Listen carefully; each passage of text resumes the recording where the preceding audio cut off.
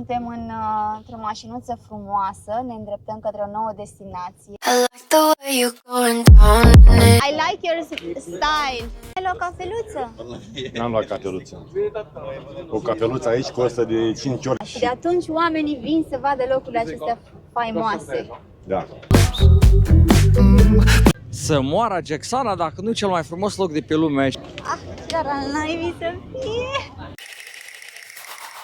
Greșeală fatală, adică dă românului cocoașă de cămilă, boss. Au pârjoală de țânțar.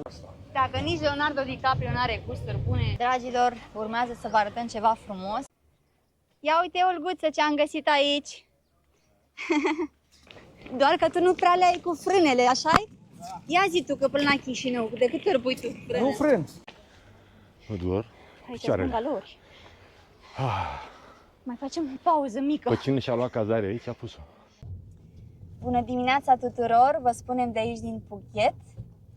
Suntem într-o mașinuță frumoasă, ne îndreptăm către o nouă destinație și ne-am început ziua foarte bine. Avem un domn șofer care ne conduce către portul Rasada. O să vedeți unde o să mergem. E un băiat care are o energie foarte bună și ne-am veselit pe toți.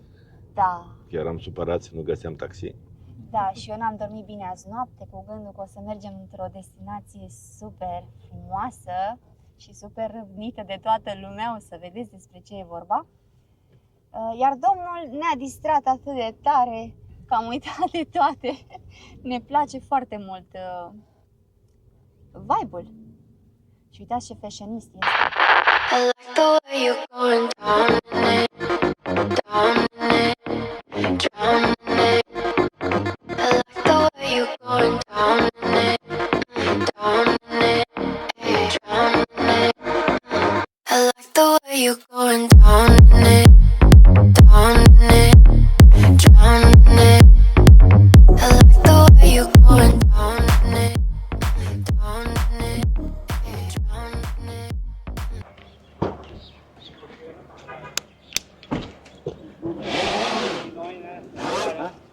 Am ajuns la portul Rasada. Suntem un pic în întârziere. Sperăm să prindem feribotul. Uitați ce fashionist e domnul, v-am spus, și ce zâmbet frumos. I like your style. Căpunca. Next time we see you. Da, și vrem să vă spunem că mergem spre insula Phi Phi Don, din arhipelagul Phi Phi. Plecăm de aici din Phuket, din portul Rasada. Haideți să vi-l arătăm. Uitați, de aici se pleacă și către Krabi, Koh Lanta și alte destinații. We have a ticket Dar unde online. sunt băieții? Phi Phi Cruiser. Unde sunt băieții? Tu? Da? Dar unde sunt fetele astea? Unde mergem noi, Olguța, acum? Pe Phi Phi Island. Pe Phi Phi Don, singura insulă din arhipelagul Phi Phi locuită, unde aveți posibilitatea să vă cazați și să vă duceți în excursii pe lângă insulele de alături. Nu? Da. Și noi o să mergem... Unde să mergem noi? La poarta 2. Trebuie să o pui așa. Aha. Unde, Olga? This your boarding? Boarding gate number 2 นะคะ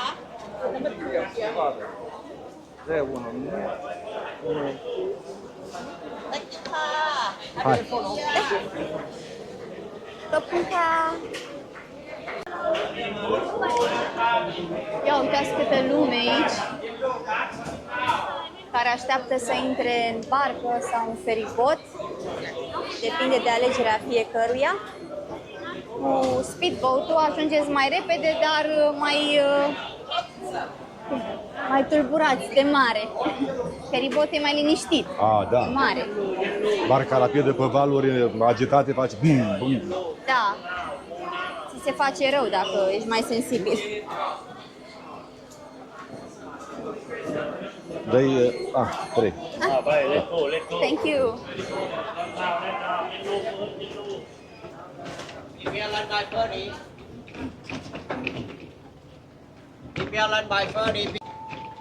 Ce au făcut ăștia aici?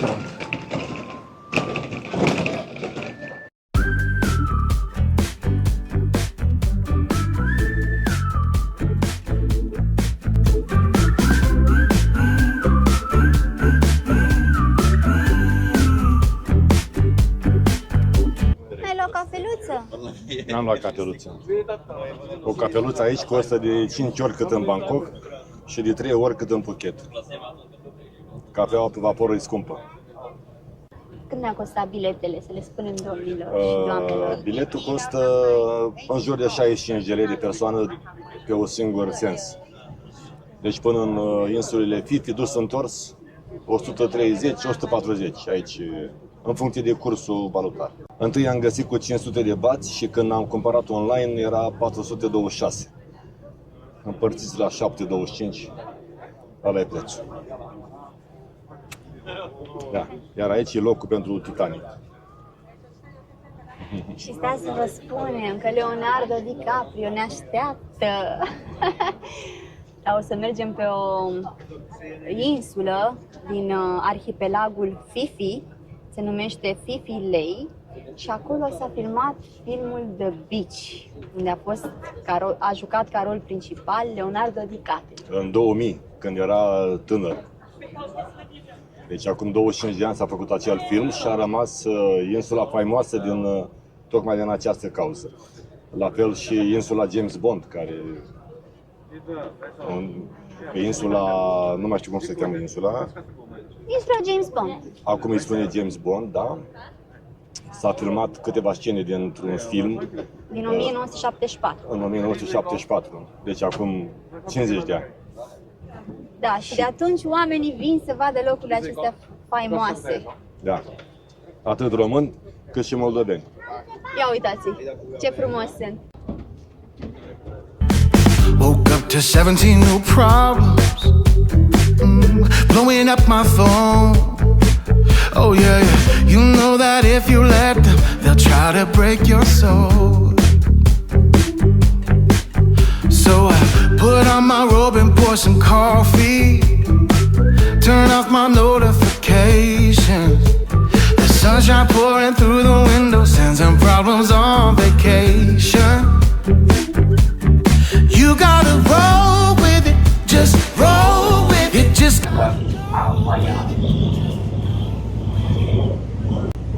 Vedeți bărcuțele cum se plimbă pe aici? Se organizează excursii din Phuket, din Krabi, din insula Koh Lanta. Toate drumurile duc aici. Wow, este impresionant. Toată lumea e fericită. Ia uitați cum stau toți cu ochii pe insulă. Da, atât turiștii sunt fericiți cât și localnicii, că le vin bănuții. Da, vin mulți bani. Și la Phuket și aici se plimbă banii. Lasă circule că e mai bine. Suntem foarte recunoscători că am ajuns aici. Foarte. Și ne bucurăm totodată că putem să vă arătăm și dumneavoastră imaginile acestea.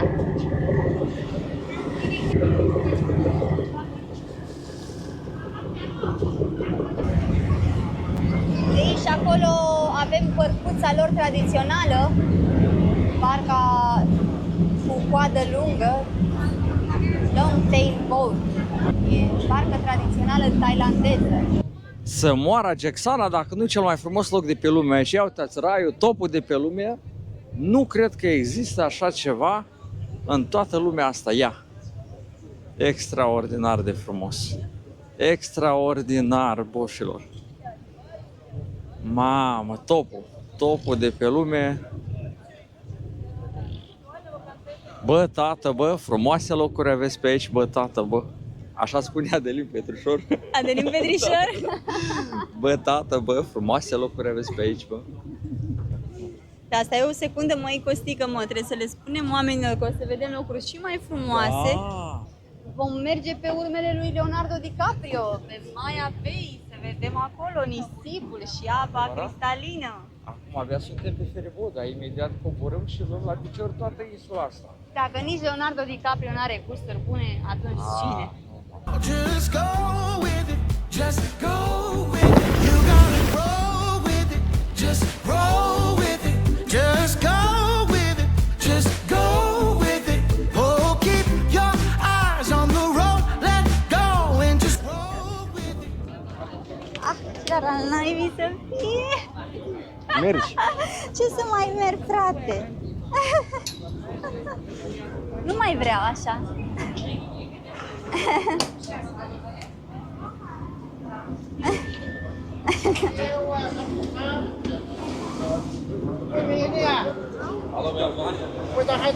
Trebuia invers, să stau eu jos. A fost ca la Marilyn Monroe.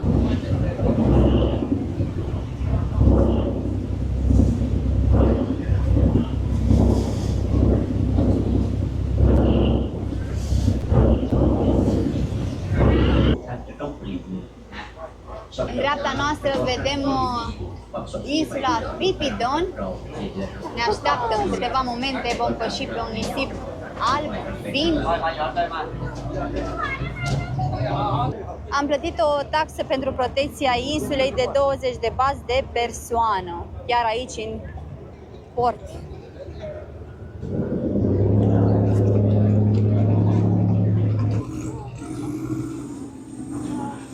Aceasta este plaja Tonsai, așa cum se numește și portul. E un golfuleț aici.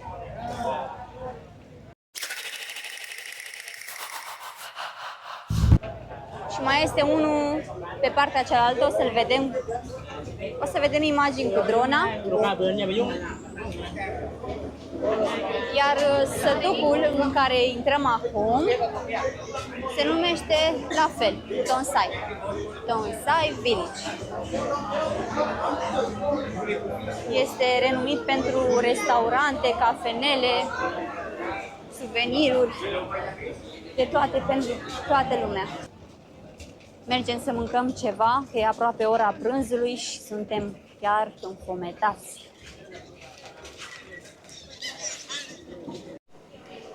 V-am zis că ne oprim să mâncăm, altfel nu putem să cărăm bagajele, mai ales că o luăm pe jos cu ele și sunt destul de grele. Și ne-am oprit într-o piață locală de aici, de pe insulă, unde au mâncăruri tailandeze și ieftine. Uitați, o aripioară de pui este 10 bați, adică 1,37 lei. Destul de avantajos în comparație cu alte variante care ni s-au prezentat atunci când am pășit pe insulă. Sunt restaurante mai fițoase. Ia uitați aici ce atractive sunt. Foarte frumoase. Ne e foame și toate sunt frumoase. O să ne așezăm la o măsuță din aceasta. Ok. Până atunci, haideți să vă mai arăt ce mai avem pe aici. Uitați, fructul pasiunii, desertul. Cea mai bună alegere, fructele. Fructul dragonului, pepene roșu, jackfruit, ananas, mango. Tăiat frumos, bucățele, doar să mănânci.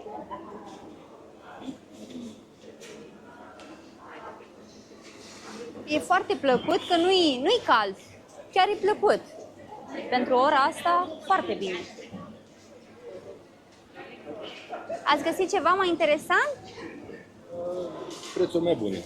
Da? La mâncăruri pe care le-am mai mâncat, 120, 140, 150. Da, super atunci. Adică undeva la 15 lei porți. E foarte bine.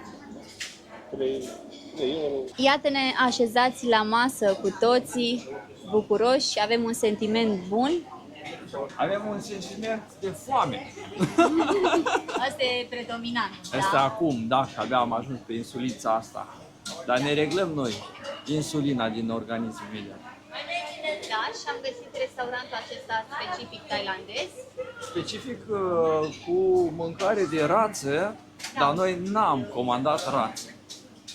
Am comandat Greșeală fatală, adică vii într-un restaurant specific de rață, da, ca așa e, nu? Și comanzi crocodil. Băi, ce înseamnă asta? Băi, dă-i românului cocoașă de cămilă, boss. Dă-i românului unghii de elefant. Dă-i ce vrei tu. Sau părjoală de țânțar, unde sunt 500.000 de țânțari într-o părjoală și fiecare mușcătură cântărește cam 50.000 de țânțari, da.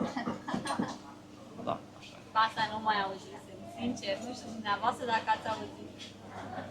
A venit cartoful.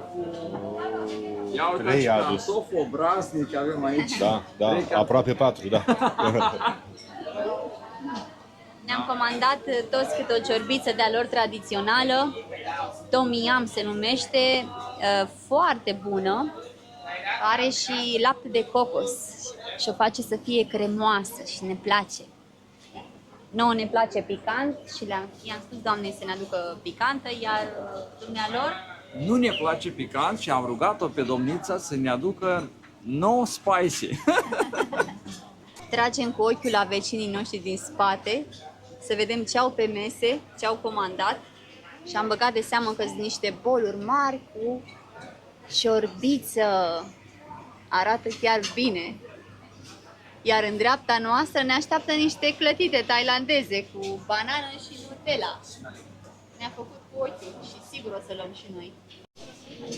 Ne-au venit ciorbițele în dita mai castroanele. Dita mai patroanele goale, boss. Păi ce ai făcut, Bobby? 150 de bați. Adică 19 lei bani. Adică ai pus animalul viu în ea, boss. Păi ce am făcut aici în Asia? Cumpăr electrocasnice, cumpăr frigidere, cumpăr. Dar miroase bine, miroase. Și miros are de nucă, de cocos, de ia. Foarte.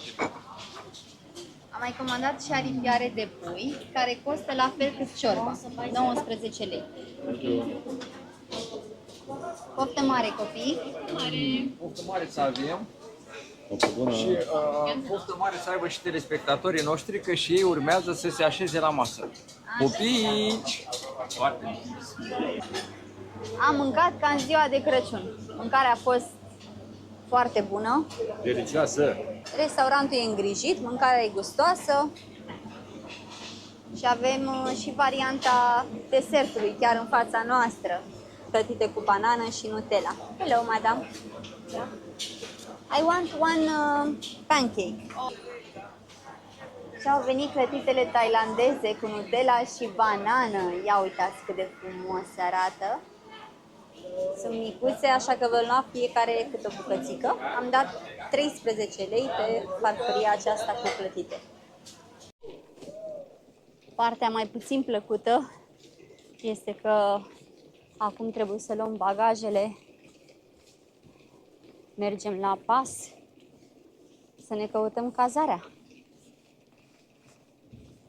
Și avem cam 800 de metri de unde am mâncat până la cazare. Am mers ceva. Am ieșit din zona aceea cu magazine, restaurante și acum am dat de casele oamenilor.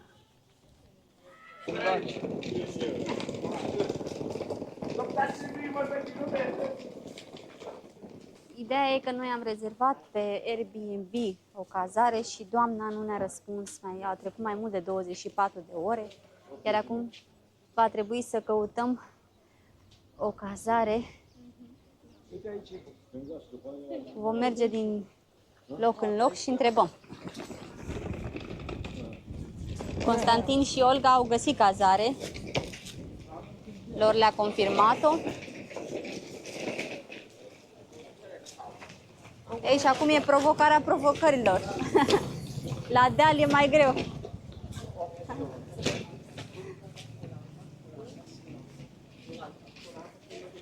foarte grele. Ia zi tu, Costiacu, după ce ai mâncat, să car bagajul ăsta, ia uite ce deal. Ideal bun. Lasă că ardem caloriile. Ardem. Ardem tot.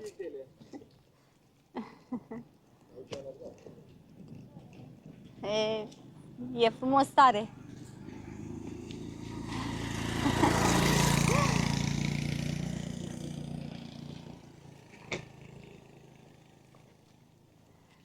Au urcat băieții cu valizele, iar în dreapta noastră avem cazarea lui Constantin și a Olgăi. Ce zici că e coteț?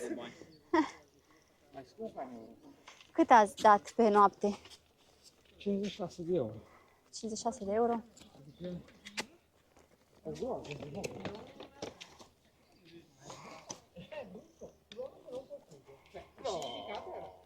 Și acum trebuie să urcăm pe aici?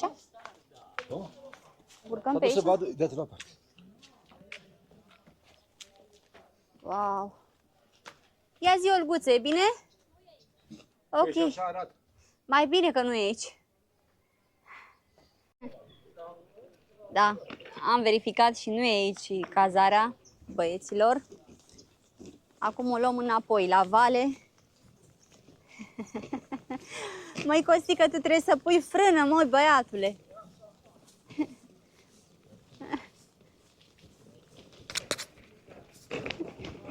Doar că tu nu prea le ai cu frânele, așa-i? Ia zi tu că până la Chișinău, de câte ori pui tu frână? Nu frân. Nu pun frâne.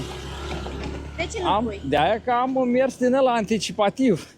Așa, dar de ce nu pui? Ia spune-tu oamenilor. Ca să nu uzez plăcuțele, să nu-mi pun viața în pericol, să economisesc benzina. Ați auzit, domnilor, da? Așa se face treaba, strângi bănuțul și vii aici la căldurică. Frate, plăcuță la 25 km. Eu la 100.000. Cineva ne-a îndrumat să venim aici pentru o cazare și uitați ce căluț ne-a întâmpinat. Un ponei, nu? Nu-i ponei? Ponei, nu? Aha.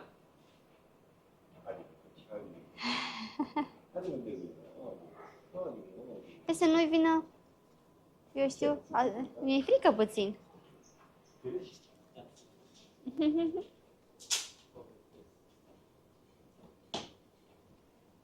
Da, am găsit o cazare foarte rezonabilă la preț.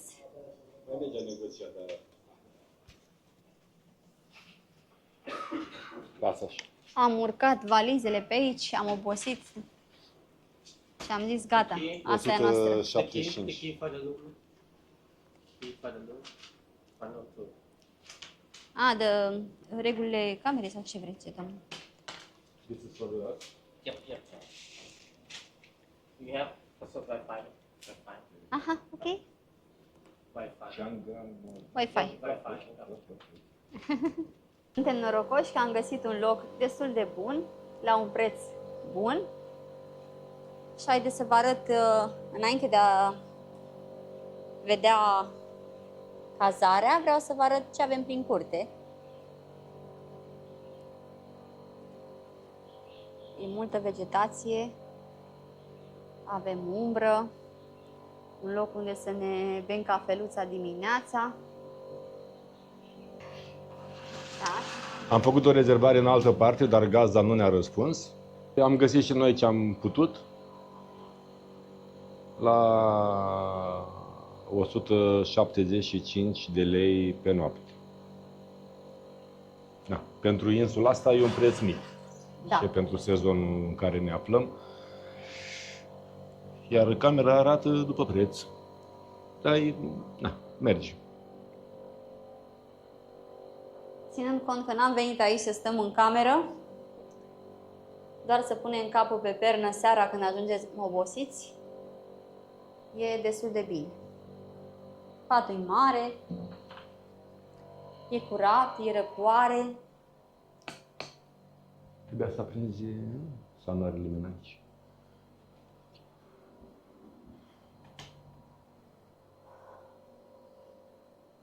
Cam asta e lumina. Da, avem televizor, avem frigider, un dulap unde să ținem câteva șontine, are și un seif aici.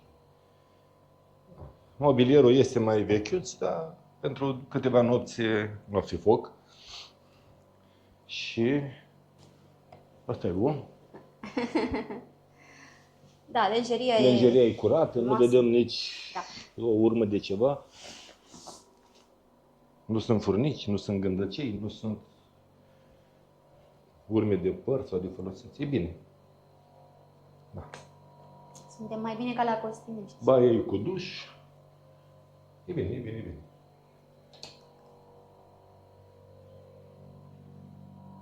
Da, e mai rustic, așa nu merge.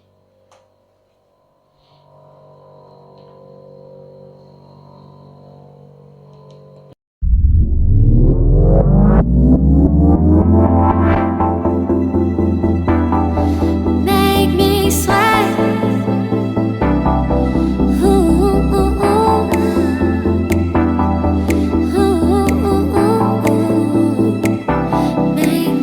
You've been waiting up all night. Heavy breathing, dim the light. I've been waiting right outside for you to come grab my thighs. It's all blurry. And you laying next to you got me questioning what I think is important. And oops again, don't know what I've been all I turn to when you. Dragilor, noi am ridicat drona să vă arătăm imaginile frumoase de sus și priviți ce animăluți de companie avem noi aici în grădină. Varanu, Varanu.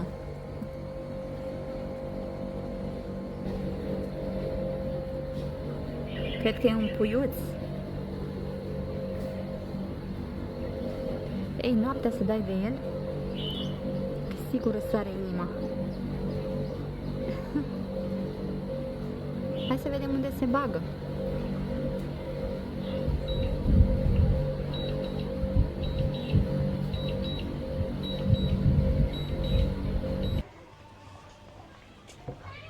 Dragilor, urmează să vă arătăm ceva frumos. Mergem la un viewpoint. Sunt 3 viewpoint-uri aici cu vedere la golfurile celebre de aici, Tonsai Bay și Lodalum Bay. Și mai e puțin și apune soarele și o să vă ducem să vedeți apusul împreună cu noi.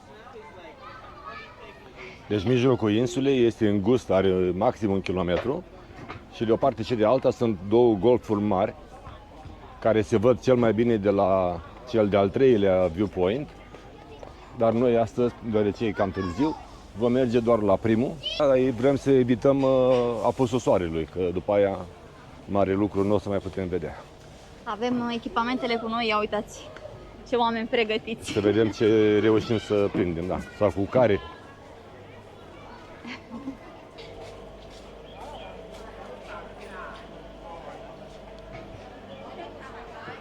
Sunt curioasă cât de solicitant este acest traseu, având în vedere că va trebui să urcăm. Vă spunem cum ne simțim. De unde ne-am cazat și până acolo sunt doar 5-6 minute de mers de jos.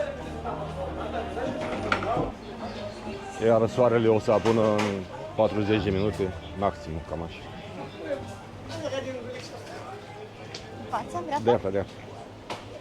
Și se pare că acolo va sus de tot, după căsuțele acelea verzi, descrie viewpoint, acolo trebuie să ajungem noi.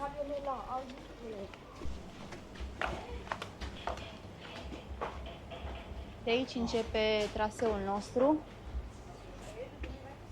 De aici urcăm.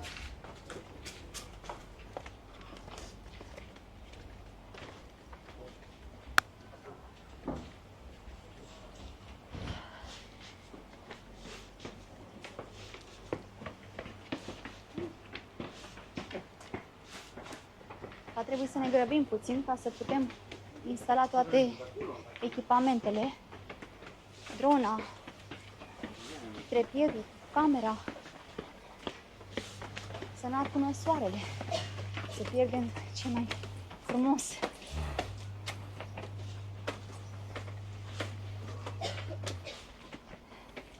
E un pic solicitant, mai ales când te grăbești. N-am urcat mult, dar am obosit. Ne-am trezit de dimineață, du-te încolo, du-te încolo.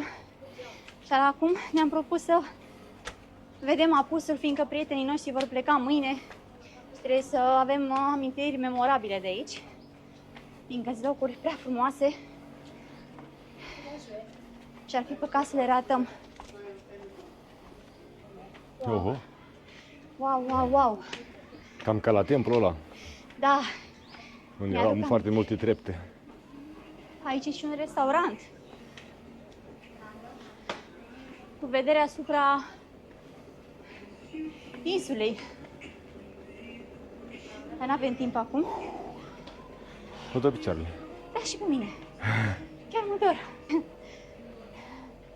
Olguța s-a dus repede.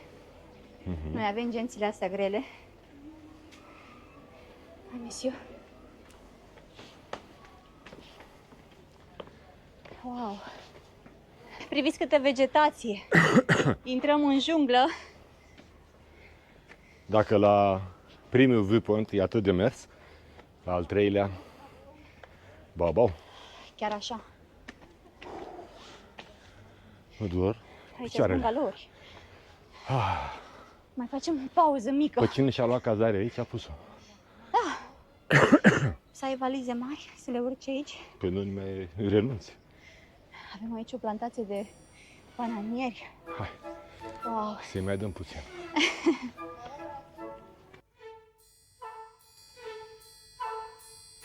Hai, drăguțule! Nici nu trebuie sală, trebuie să vii aici Da. 2-3 ori. Așa e. Scările astea sunt foarte abrupte. Da, mă dor picioarele. Sunt așa de abrupte. Oh my god. E destul de obositor. Dar priviți de aici ce priveliște avem. Vegetație, stânci. Marea Andaman care s-a retras acum. E frumos și soarele e cald. E o lumină caldă. O, foarte frumoasă. Olga, ce-am făcut? Olguța s-a dus. E acolo sus.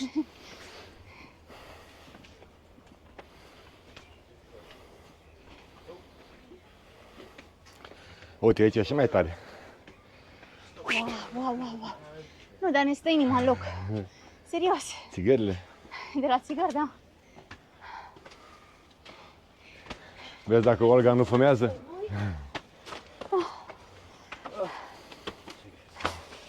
Trebuie să ne grăbim să prindem locul mai bun. No, easy. Și împiedicat. Ha? You smoke? It's difficult. Mamă mie. Foarte multă lume urcă acum la apus. Păi și pe nas. Va trebui să plătim 50 de bați. Intrarea. Undeva la 6 lei pe persoană. Mă opresc puțin aici. Între cele două golfuri pe care o să le vedeți acum în imagini cu drona, există și aceasta care le desparte, unde noi am luat-o la pas, văzând magazine, restaurante, hoteluri. Puțin și ajungem. Suntem niște eroi. De azi de Da. dimineață suntem plecați. Only for one. Taxa aceasta se justifică, fiindcă aici sus e o grădină exotică cu plante tropicale care necesită îngrijire. Și mai mult de atât, cineva trebuie să curețe după turiști. Foarte, foarte, foarte frumos este.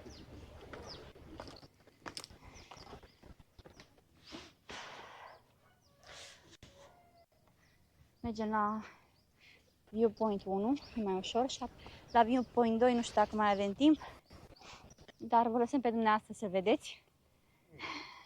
Mai e ceva de urcat. Cred că asta e o ferigă, un fel de ferigă. Dar are frunzele destul de groase. Dar se aseamănă mult. Avem și fructe aici. Uitați, o banană. Și frangipani. Poricica mea preferată. Acolo fructe de tot ale lor. Căpșunelele, pepenele. Și acolo ar trebui să fie cel mai înalt punct de aici, de la Viewpoint 1. Uitați și nuștele de cocos. Foarte frumos arată. Incredibil.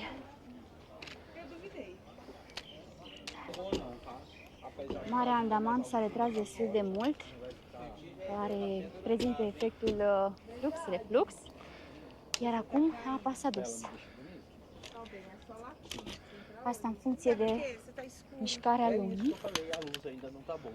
Uitați, acolo avem golful Tonsai și acolo avem golful Lodalum cu plaja Lodalum Beach, cea mai populară de aici pentru petrecerile de noapte. Iar acolo există debarcaderul unde trag feriboturile, bărcile de viteză și bărcuțele localnicilor, cele tradiționale, long tail boat. Imediat vom urca duna și vom vedea altă perspectivă asupra acestui peisaj fabulos, cu stânci, cu mare, cu junglă, cu floricele, cu oameni mândri, ca și noi că am ajuns aici. Am urcat câteva scări, iar acum ne-am luat premiul. Hai să vedem. Wow, cât de interesant este. Frangipanii dragi de ei, frumoși. Ei, și uitați aici o perlă. Ia uite, Olguță, ce am găsit aici. Mă bag aici în perlă, în scoică. Uitați cât de frumoasă este. Ce plăcut e? Foarte, foarte drăguț. Ia și tu un loc aici lângă mine. Nu vrei? Facem și poze. Vreau să le arăt oamenilor cât de frumoasă este scoica asta. Și are și perlă. Super!